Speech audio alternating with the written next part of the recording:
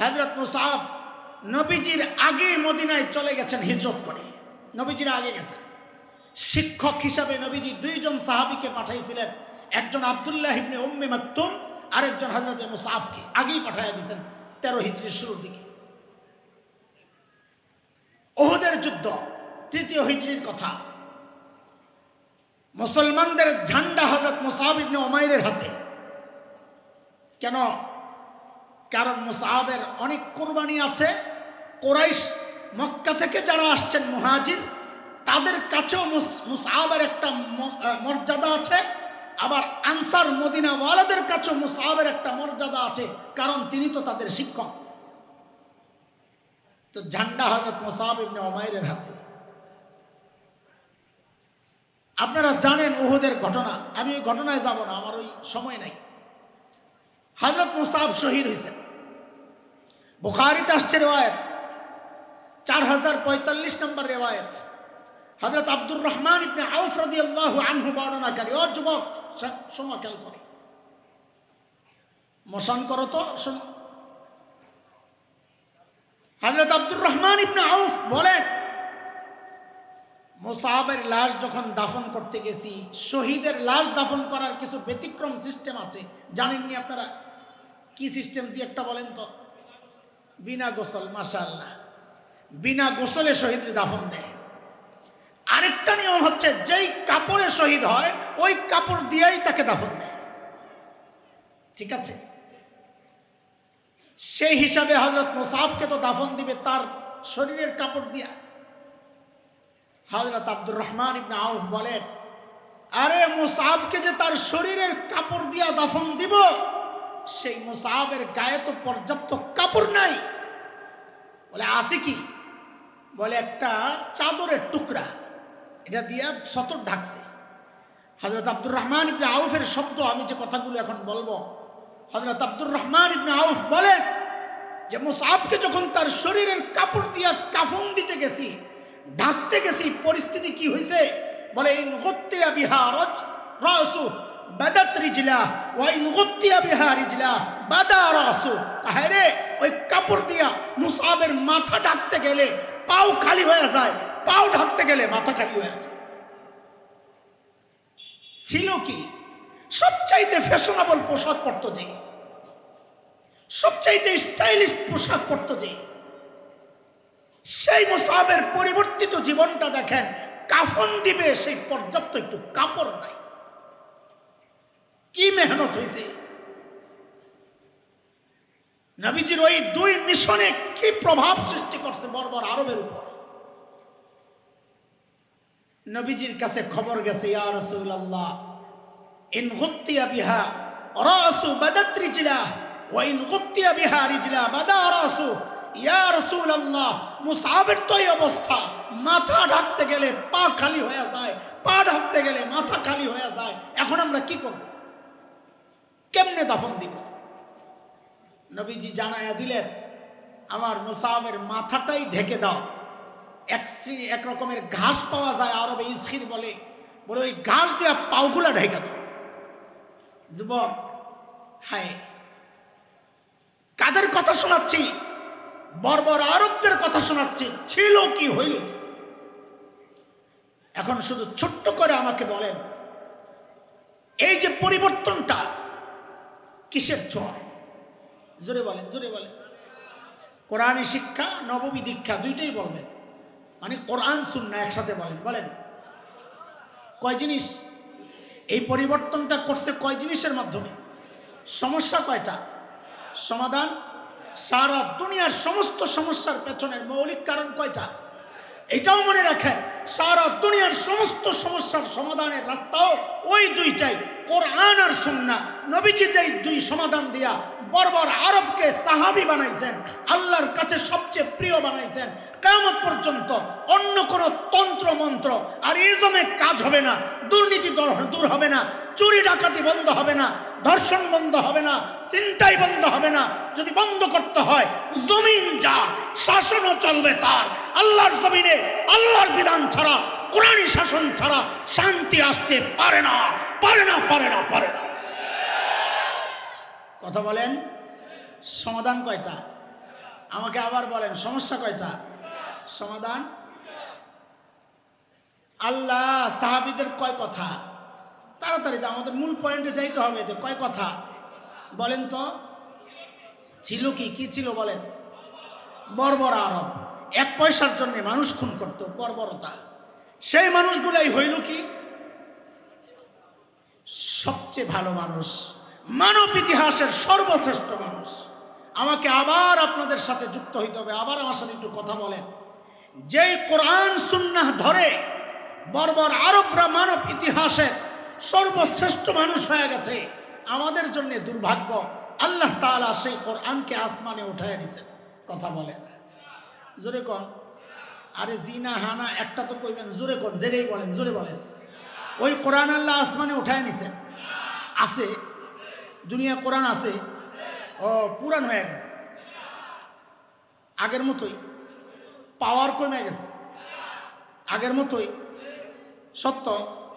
যদি তাই হয় আমি আপনাদেরকে 2টা প্রশ্ন করব, তালে তালে তালে তালে জবাব দিয়েন না, হুজুগে জবাব দিয়েন না, আমাদেরকে খুশি করার জন্য জবাব দিয়েন না। আপনি যা বুঝছেন তা বুঝা জবাব দিয়েন। আমি 2টা প্রশ্ন করব, এতক্ষণের আলোচনায় কি আমি বুঝাইতে পারছি কিনা? যদি পারি জবাব দিয়েন। দুনিয়ায় মানুষকে সর্বশ্রেষ্ঠ বানাতে পারে যে বিষয়, সেটা একমাত্র বিষয়, সেটা হচ্ছে কোরআন। এই কথা কি আপনারা বিশ্বাস করেন? আবারও বলি, আমি কিন্তু বলি নাই সর্বশ্রেষ্ঠ মানুষ বানানোর একমাত্র মাধ্যম বলেছি, আমি বলি নাই অন্যতম মাধ্যম।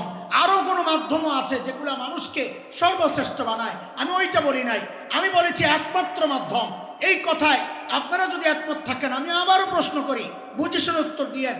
দুনিয়ায় মানুষকে সর্বশ্রেষ্ঠ মানুষ বানানোর একমাত্র মাধ্যম হচ্ছে কোরআন। এই কথা কি বিশ্বাস করেন? কে কে বিশ্বাস করেন? আল্লাহু আকবার। আমিও বিশ্বাস করি। হাত নামান, ভুলে যায়েন না কোন জায়গায় হাত উঠাইছিলেন। আমি আবার ধরব, আমার কাম এটা, আগামো আবার পিছনে আমো। আরেকটা প্রশ্ন করি, আগে একবার হাত উঠাইছিলেন কোন জায়গায়, ওটা মনে রাখেন। কোরআন একমাত্র মাধ্যম, যে মাধ্যম মানুষকে সর্বশ্রেষ্ঠ মানুষ বানায়। আরেকটা প্রশ্ন করি, বলেন আপনারা আপনাদের সন্তান আপনজনকে সর্বশ্রেষ্ঠ মানুষ বানাতে চান? আসলে কে কে চাই দেখি তো? আল্লাহু আকবার। সবাই চান না? আমিও চাই। মাশাআল্লাহ, হাত নামান। কয় জায়গায় হাত উঠাইছেন বলেন আবার, কয় জায়গায়? অনেককে দেখে আমার মনে হচ্ছে, আমার ধারণা ভুল হোক, আমার ধারণা ভুল হোক, কিন্তু সমাজ বাস্তবতা অস্বীকারের সুযোগ নাই। সেই বাস্তবতা থেকে আমি বলছি, এখানে এমন অনেকজন আছেন যারা এই 2 কথার 2 জায়গাতেই মিথ্যা বলেছেন, অথবা এক জায়গায় অবশ্যই মিথ্যা বলেছেন। বলে আমি মিথ্যা বলছি না, সত্য বলছি। আপনি কেমনে জানলেন? আপনি কি গায়েব জানেন হুজুর? আরে দোস্ত, গায়েব আমি জানবো কোত্থেকে? গায়েব তো জানেন কেবল, এত আসতে বললে হবে না, এটা আকীদার বিষয়। গায়েব জানেন কেবল, আমি জানবো কোত্থেকে? দোস্ত, আমি গায়েব তো জানি না, কিন্তু আমি এই সমাজ তো চিনি। এই সমাজের আলো বাতাসে আমার বেড়ে ওঠা, এই সমাজের ডাল চাল খেয়েই তো আমি বড় হয়েছি। আমি এই সমাজ চিনি, সমাজের মানুষের চরিত্র সম্পর্কে জানি। সেই জানা জায়গা থেকে বলছি, এখানে অনেক পাওয়া যাবে যারা যে কোনো একটাই নিশ্চিত করে মিথ্যা বলেছেন। বলে কেমনে বললাম? তো এবার শুনেন। আপনারা প্রথমবার হাত উঠাইছেন কিসের উপর? যে কোরআন একমাত্র মাধ্যম যে মানুষকে সর্বশ্রেষ্ঠ বানায়। ঠিক আছে নি? ঠিক আছে নি? ওই কথায় ঠিক আছে তো? আসেন তো এখন? আবার ঘুরে গেছেন, পল্লী মারেন নেই তো? মাশাআল্লাহ। আরেক জায়গায় হাত উঠাইছেন আপনারা, আপনজনকে সর্বশ্রেষ্ঠ বানাতে চান। আমি বলি আপনি মিথ্যা কথা বলতেছেন। কেন? এটা যদি সত্য হয়, আপনি আপনার সন্তানকে সর্বশ্রেষ্ঠ মানুষ বানাতে চান, যদি এই কথা সত্য হয়, তাহলে আগেরটা কি মিথ্যা? আপনি না প্রথম বললেন সর্বশ্রেষ্ঠ বানায় একমাত্র কোরআন। যদি সন্তানকে সর্বশ্রেষ্ঠ বানাতে চান, তো আপনার এই কথা যদি সত্য হইতো, আপনি তো সন্তানকে সর্বশ্রেষ্ঠ যে বানায় সেই কোরআনের প্রতিষ্ঠানে পাঠানোর কথা ছিল। ওইখানে না পাঠাই আপনি কই পাঠাইলেন বলে? তার মানে মিথ্যা বলছেন কিনা? বলছেন কিনা? ঠিক আছে, আমি আপনাদেরকে কষ্ট দেওয়ার জন্য, খোঁচানোর জন্য কথাগুলো বলছি না, হৃদয়ে আফসোসের আগুন জ্বালাইতে কথাগুলো বলছি। আহারে করলাম কি, মনে আসেনি? ধরলাম কি? ছাড়লাম কি? আহারে, যাই করছি, একটু তাড়াতাড়ি আমার দিকে মনোযোগ দেন, মনোযোগ দিয়ে শোনেন কথাগুলো। যাই করছি এটা আমাদের জন্য গর্বের কাজ হয়েছে না আফসোসের? বলেন, সন্তানকে যে দিন শেখাচ্ছি না, শিখাই নাই, শিখানোর নিয়ত নাই, এই যা করছে এটা আমার জন্য গর্ব না আফসোস? বলেন তো কেন আফসোস? এটা মুখে মুখে বলতেছেন, মাহফিলে আসছেন, হুজুর এত কষ্ট করে আসছে, কিন্তু আসলেই আফসোস। কেন? ওই কেনর জবাব দিয়ে আমি শেষ করব ইনশাআল্লাহ, একটু সময় লাগবে। এর আগে আমাদেরটা শোনেন। আমরা যারা মাদ্রাসায় পড়েছি, এই পোলাপাট কথা বলো না, কথা বললে কিন্তু মাইকের সামনে বসাই দেবো। বড়রা এদেরকে একটু আলাদা করে দেন। এই যে এই জায়গায় 3-4টা বাচ্চা, হ্যাঁ হ্যাঁ, এদেরকে আলাদা করে দেন, এদের ঐক্যটা ভেঙে দেন, এরা সোজা হয়ে যাবে। ডিভাইড অ্যান্ড রোল না? হ্যাঁ না, ভাঙে নাই, আবার খোঁচাখুচি দিয়ে একখানে হয়ে যাবো। সব দিয়ে একসাথে পিছাইলে তো আবার একখানে। খেয়াল করে মনোযোগ দেন। আমরা যারা মাদ্রাসায় পড়েছি, ও ভাই কথা শুনেন, আমরা যারা মাদ্রাসায় পড়েছি, আমি হলফ করে বলতে পারি, দায়িত্ব নিয়ে বলছি, আমরাও ঠকি নাই, আমাদের বাবা মাও আমাদেরকে মাদ্রাসায় পড়ায় তারাও ঠকেন নাই। কেন ঠকি নাই, কেন তারা ঠকেন নাই, এই বিষয়ে লম্বা কথা বলবো না। তাইলে বলবেন নিজের ঢোল নিজে পিটাইতেছে না। হালকা ভাবি বলি, কেন আমি ঠকি নাই, আমারটা বলছি। আমি ছোট মানুষ, তাও এটা বিশ্বাস করি মাদ্রাসায় পড়ে আমি ঠকি নাই। কেন ঠকি নাই? কারণ হচ্ছে দুনিয়ার রাজা বাদশাদের চেয়ারে বসতে পারি নাই, বসতে চাইও না, কিন্তু এক চরম বাস্তবতা হচ্ছে এই কোরআনী শিক্ষার কারণে, কোরআনের বরকতে দুনিয়ার মানুষের হৃদয়ে আল্লাহ আমাদের প্রতি যে শ্রদ্ধার ভালোবাসা রেখেছেন, আমি হলফ করে বলতে পারি দুনিয়ার রাজা বাদশারা এর ধারে কাছেও নাই। কথা বলেন ঠিক কিনা? আমাদের মা বাবাও আমাদেরকে মাদ্রাসায় পড়াইয়া ঠকেন নাই। কেন ঠকেন নাই? দেখেন, আমি তো ছোট মানুষ, বারবার বলছি, আমারই তো এমন কোনো দিন যায় বলে আমার মনে পড়ে না যেদিন আমি বলি নাই রব্বির হামহুমা কামা রব্বায়ানি সাগীরা। তা আমার মা বাবা জিতছেন না ঠকছেন? হ্যাঁ, আরে আমার বাবা যখন দুনিয়া থেকে বিদায় নেন, তা আমি নামাজে ছিলাম, তারাবি। তা আমি বলি, আমি যেমন তেমনই হই, আমার বাবা তো আল্লাহর কাছে বলতে পারবে, যদি জিজ্ঞেস করে আপনজন সন্তানকে কি অবস্থায় রেখে আসছো, তো আমার বাবা তো জবাবে বলতে পারবেন সেজদায় রেখে আসছি, সেজদায়। আমাদের গ্রামের বাড়ি খুব কাছাকাছি, আপনাদের এখান থেকে খুব বেশি দূরে হবে না। আপনাদের হাজীগঞ্জ দিয়া কচুয়ার রাস্তা দিয়া ঢুইকা গরিপুর দিয়া বাইরে একটা রাস্তা আছে না, ওইটার মাঝামাঝি পড়ে আমাদের বাড়ি। কচুয়ার গ্রাম শেষ, আমাদের গ্রাম শুরু দাউদকান্দি, মানে আমরা দাউদকান্দির শেষ মাথা, কচুয়ার শেষ। এই যে ব্যস্ততা, এত ব্যস্ততার মধ্যেও মাঝে মধ্যে দৌড়াইয়া গ্রামের বাড়ি চলে আসি। আমার মা বাবা যে ঠকেন নাই সেটা বলছে। কেন আসি?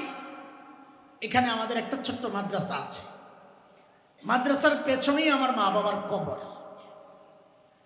মাঝে মধ্যে ছুটে আসি, কয়দিন আগেও আসছিলাম। কেন ছুটে আসি? ওই মা বাবার দুইজনের কবরের দুইজনের মাথার মাঝখানে যায় বসি, মনে মনে চিন্তা করি, আহারে এখন তো চাইলেই মায়ের মাথায় একটু তেল লাগাইয়া দিতে পারবো না, এখন তো চাইলেই বাবার পাটা একটু টিপে দিতে পারবো না, তো কি করি? বসে বসে কিছুক্ষণ কোরআন আল কারীমের তিলাওয়াত করি। ওঠার সময় শুধু বলি, ও আল্লাহ, দুনিয়া থেকে যাওয়ার সময় যারা আমাকে তোমার সাথে জুড়ে দিয়ে গেছেন, আল্লাহ কবরে আজকে তারা যেন তোমার রহমত থেকে বিচ্ছিন্ন না হয়ে যায়। রব্বির হামহুমা কামা রব্বায়ানি সাগীরা। বলেন, আমার মা বাবা জিতছেন না ঠকছেন? কথা বলেন। আপনারা যারা সন্তানকে দিন শেখাচ্ছেন না, আমি দায়িত্ব নিয়ে বলছি, আপনিও ঠকেছেন, সন্তানকেও ঠকাচ্ছেন। সন্তানকে কেন ঠকাচ্ছেন এটা বলতে গেলে অনেক দেরি হয়ে যাবে, লম্বা হয়ে যাবে। আপনি কেন ঠকছেন আগে আপনারটা শোনেন। আপনি কেন ঠকছেন? আমি মৌলবী দিন আর কোরআন থেকে কথা বললে তো এগুলো আপনাদের কাছে হালকা হালকা মনে হয়। আপনারা কোরআন হাদিস ছাড়া কি বুঝেন? হ্যাঁ, এটাই বুঝি, আলহামদুলিল্লাহ, আল্লাহ এই বুঝ দিছে, এতেই তো শুকরিয়া। আপনারা যা বুঝেন ওইটা দিয়ে বুঝাইতেছি, শোনেন। আজ থেকে ৬-৭ বছর আগে বাংলাদেশে একটা পত্রিকা আছে, দৈনিক মানব জমিন, ট্যাবলয়েড পত্রিকা, ছোট্ট পত্রিকা, দেখছেন নি? কি নাম? মানব জমিন। ওই পত্রিকার একটা রিপোর্টের হেডলাইন শোনায়, ওই হেডলাইন দিয়ে সার্চ দিলে ওই রিপোর্টও অনলাইনে পাওয়া যাইতে পারে। রিপোর্ট কি আসছে? উচ্চ শিক্ষার হার যত বাড়ছে, এই উচ্চ শিক্ষা মানে মাদ্রাসা শিক্ষা বুঝেন আপনারা? না, ওই জেনারেল শিক্ষারই বুঝেন, তাই না? আসলে ওটা গলত। উচ্চ শিক্ষা তো মাদ্রাসা শিক্ষা। কেন? যেটা উপর থেকে আসছে ওইটা উচ্চ শিক্ষা না। আরে মাদ্রাসা শিক্ষা কোরআন আসছে কোত্থেকে? তো যেটা উপর থেকে আসছে ওইটা না উচ্চ শিক্ষা। যেটা জমিনে তৈরি হয়েছে ওইটা কেমনি উচ্চ শিক্ষা হয়? ধোকায় পড়ে রয়েছেন আর কি। থাক, তাও বলি, আপনারা যেটা বুঝেন ওইটাই শোনেন। মানব জমিন পত্রিকায় আসছে, উচ্চ শিক্ষার হার যত বাড়ছে, সন্তানের সাথে বাবা মায়ের দূরত্বটাও তত বাড়ছে। এই কথা কি মিথ্যা? বলেন বলেন, মিথ্যা?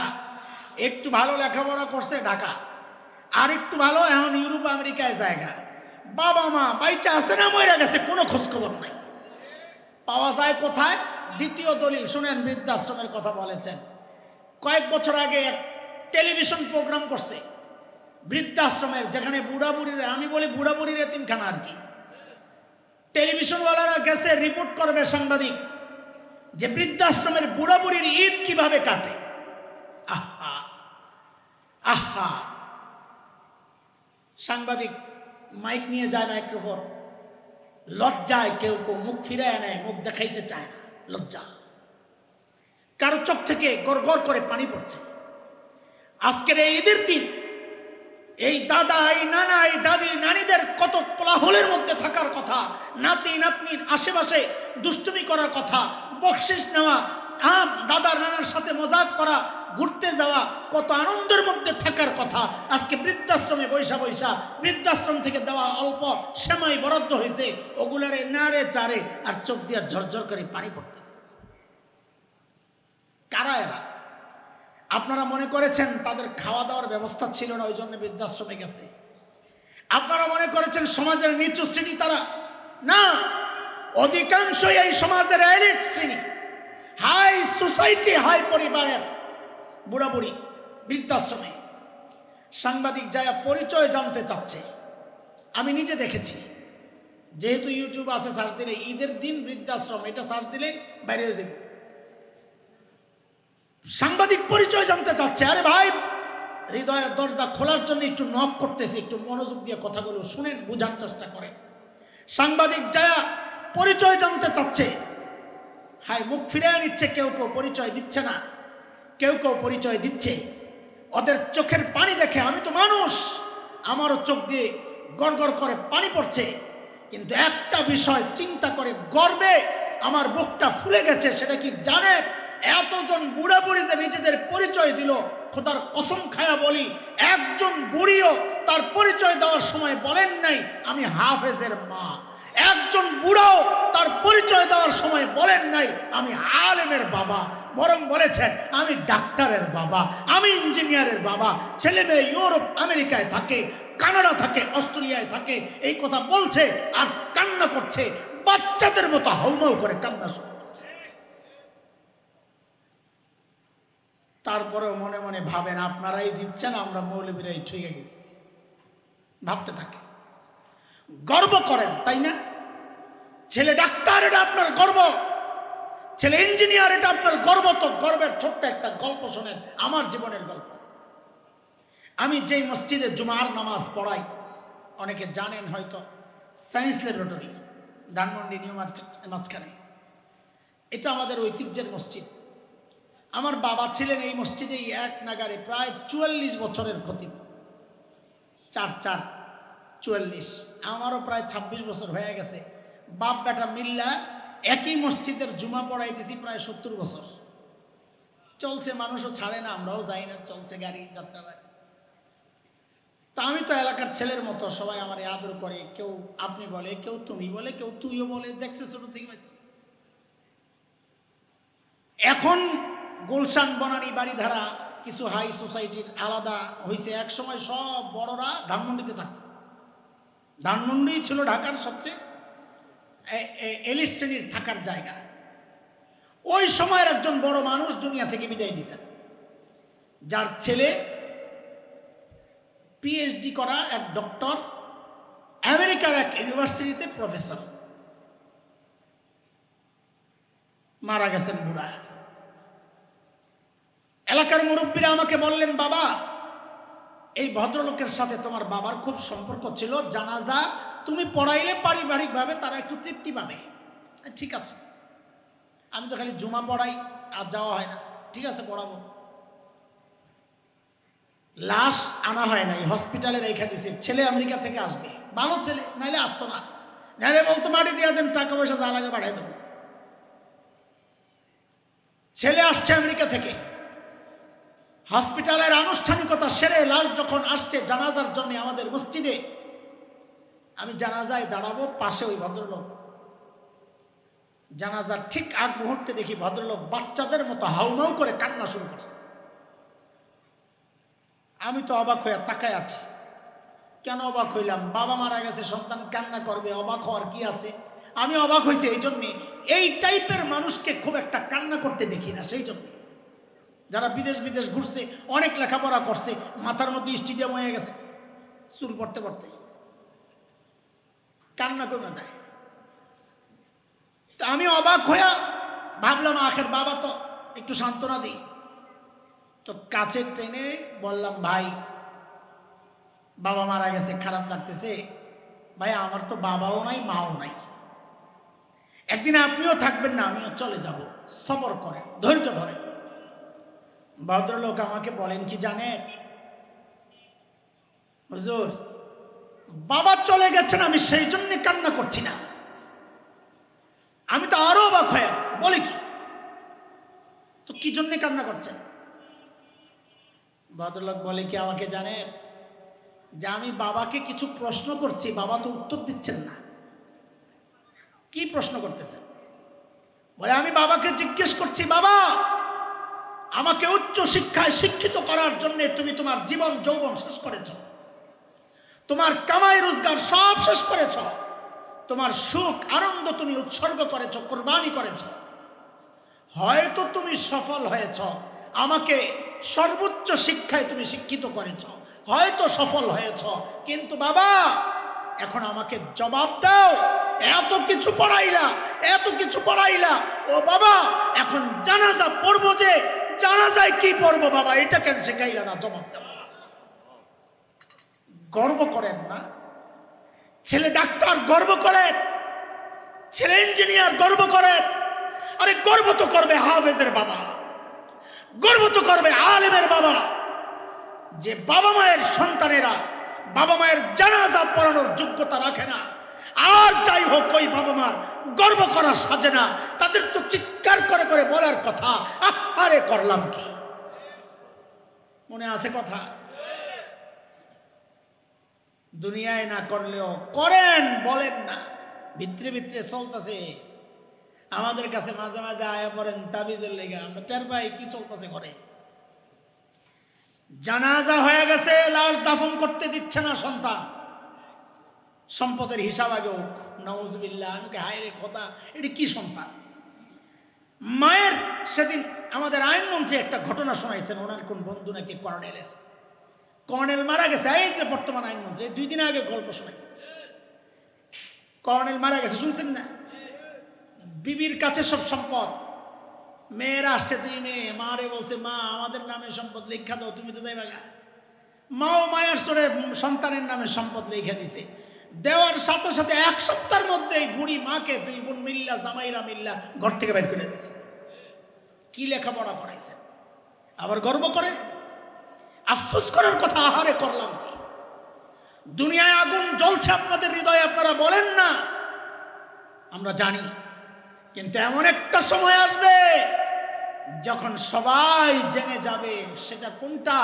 সেটা হাসরের ময়দান, যেদিন আপনার সন্তান যার ক্যারিয়ার করে নিজের দুনিয়ার ক্যারিয়ার শেষ করেছেন, ওই সন্তান আল্লাহর আদালতে দাঁড়ায়া আপনাকে আসামির কাঠগড়ায় দাঁড় করাইয়া দিবে, আল্লাহর আদালতে নালিশ করবে। কি বইলা? সূরা আহজাবের শেষ দিকে আসছে, 22 নম্বর পারা 6 নম্বর পৃষ্ঠা, তালাশ করলে পাইবেন। ওই সন্তান দাঁড়ায় আল্লাহর আদালতে কি বলবে জানেন? আল্লাহু আকবার। আল্লাহ বলছে, সন্তান আল্লাহর আদালতে দাঁড়ায়া বলবে, রব্বানা ইন্না আতানা সাদাতানা ওয়া কুবারাআনা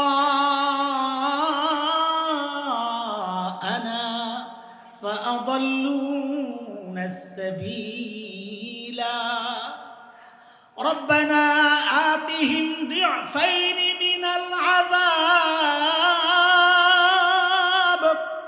ওয়ালআনহুম লা'নান কাবীরা। আল্লাহ, আমার বাবা মা, আমার অভিভাবক, যাদের কথায় দুনিয়ায় চলেছি আল্লাহ, তারা আমাকে পথভ্রষ্ট করেছে।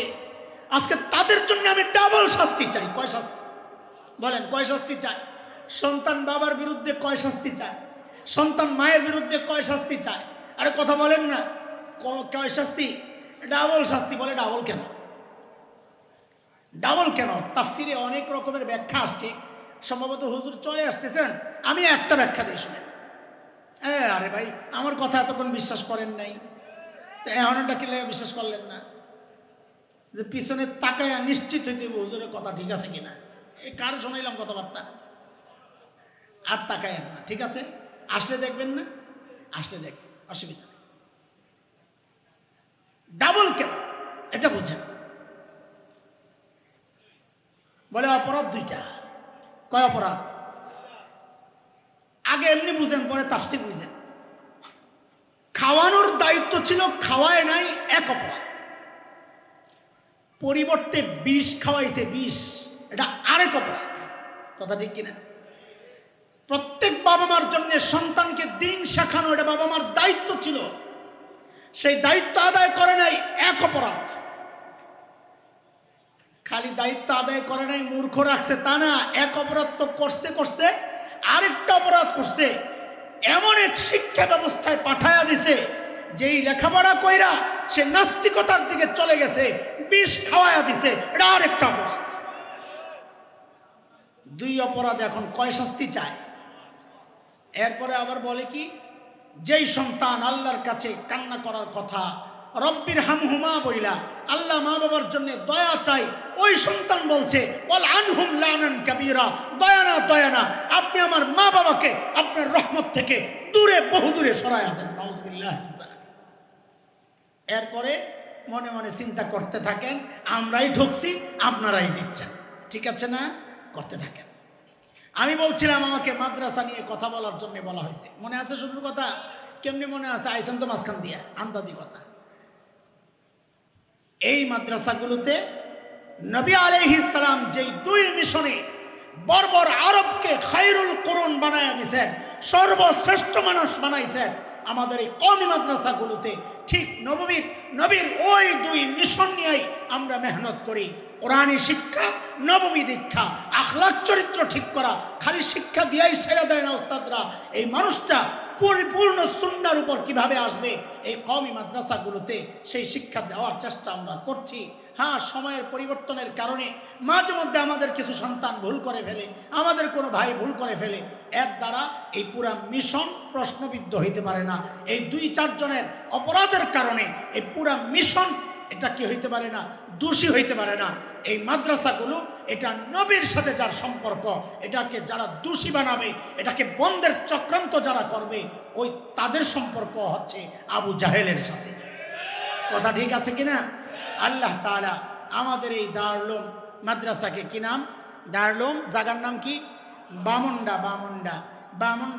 দারুল বামুন্ডা কওমি মাদ্রাসাকে আল্লাহ তাআলা নবীজি যে দুই মিশনে বর্বর আরবকে সর্বশ্রেষ্ঠ মানুষ বানাইয়া দিয়েছেন, আমরাও যেন সময়ের সর্বশ্রেষ্ঠ মানুষ এই প্রতিষ্ঠান থেকে বানাতে পারি। আল্লাহ আমাদেরকে সে তৌফিক দান করে।